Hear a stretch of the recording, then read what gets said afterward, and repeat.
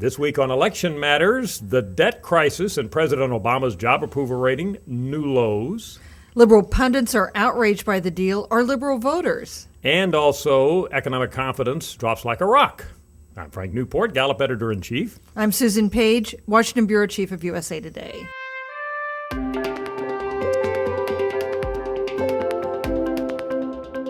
And this is Election Matters. Of course, there's no question about what's in the news this week, as we call our feature. It's the debt crisis apparently has reached conclusion as we speak here. The vote hasn't yet been taken, but presumably it will be passed.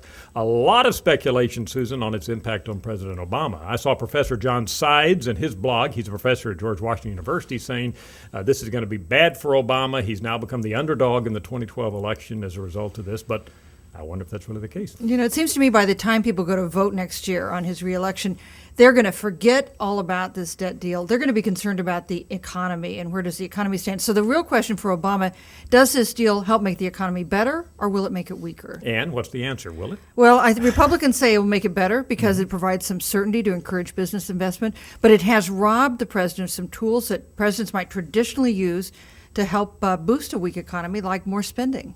You know, we pointed out that his approval rating in our three-day averages for a couple of days last week as the debate was raging were at record lows, 40%. But by the end of the weekend, Susan, back up to 43%, which is still low on a relative basis, but certainly it didn't keep going any lower. So I don't think empirically we really have a sense yet of how Obama's going to come out of this. Maybe his approval rating will go up, not down. We just don't know. We'll have to wait and see.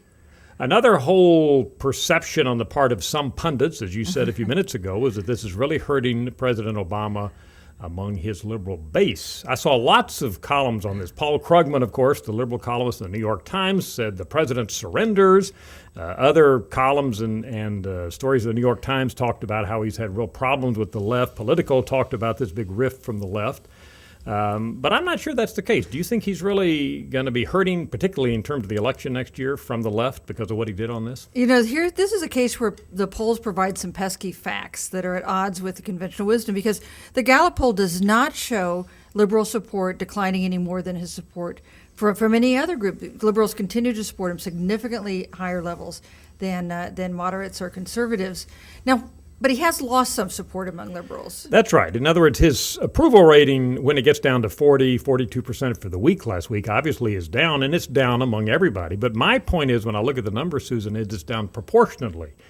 For example, among liberals, his approval rating's now 30 points higher than it is among all Americans. So that's about a 30-point average. But, you know, that's about how high liberals have been above the national average for Obama all the way through his administration. So, in other words, even though the approval ratings may go up and down, kind of like the tide goes up and down, in a harbor, the mast of the ships have stayed about the same distance apart. And the same thing for liberal Democrats and the same thing for Democrats. All of their approvals may be down some, but not disproportionately so. But one other thing to watch for is enthusiasm, because liberals could say, yes, I approve of what President Obama is doing, but maybe if they're not enthusiastic, they won't volunteer for him, they won't contribute for him, they won't advocate for him with their friends. That's right. So there's more than just approval. But all we can say is, looking at the data, at least to date, he has not suffered among his liberal base any more than he's suffered among any other Americans that are sitting out there right now. But, of course, we'll have to wait and see what the data show. Yeah. Another headline, Susan, as we continue to look in the news, came from the Washington Post, which said taxpayers disgusted with that debate, something like that. And a lot of people have assumed that this whole process, some people have called it making sausage, right? I think some politicians have said that, is so unseemly that Americans are going to give up even more on what's happening here in Washington. Well, I think Americans did not like the scene of Congress being at loggerheads, unable to progress. They said they wanted compromise. Now there is a deal. The question is, will they reward the policymakers who gave a little in order to reach a deal? We just don't know yet, right? Congress approval was down well below 20% at times, has been over the last year, can't go much further. But some politicians have said compromise, which is what all this negotiating is about, is what the Founding Fathers intended, right? I heard Senator McCaskill from Missouri say that when she was interviewed, that this whole process, unseemly though it may seem, is actually how politics are supposed to work. Although we did get right to the brink of default, and I'm not sure Americans liked what they saw going on in Washington. A lot of talk, Susan, about the Tea Party. Big player in all of this, right?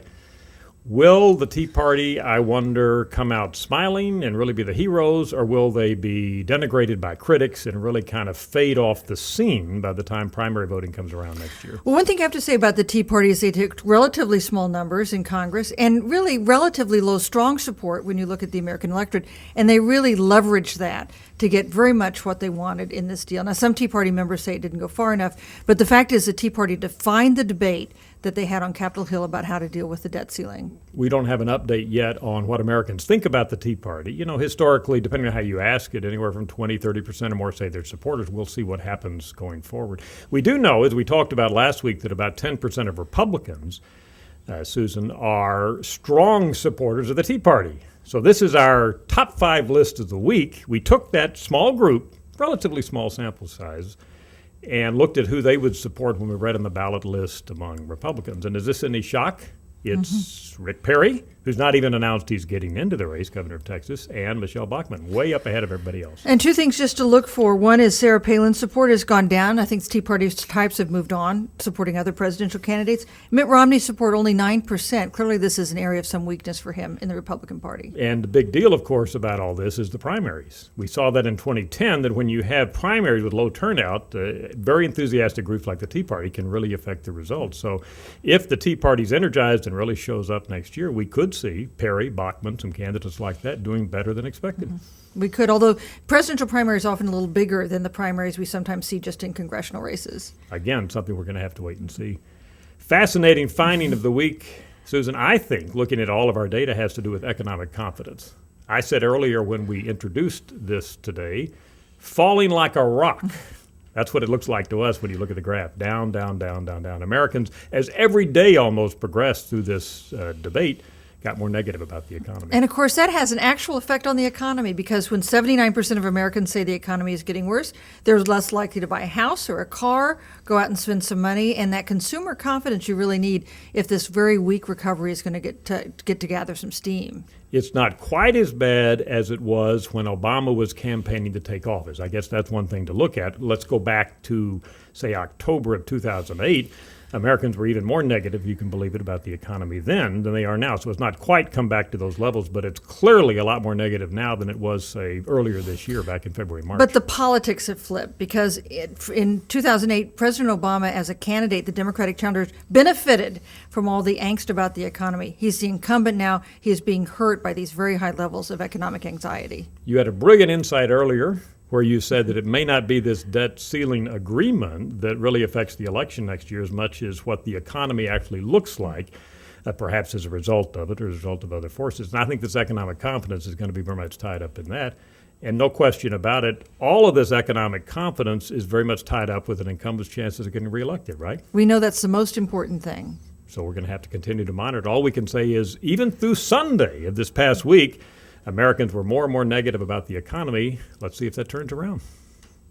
That's Election Matters. I'm Frank Newport, Gallup editor-in-chief. I'm Susan Page, Washington bureau chief of USA Today.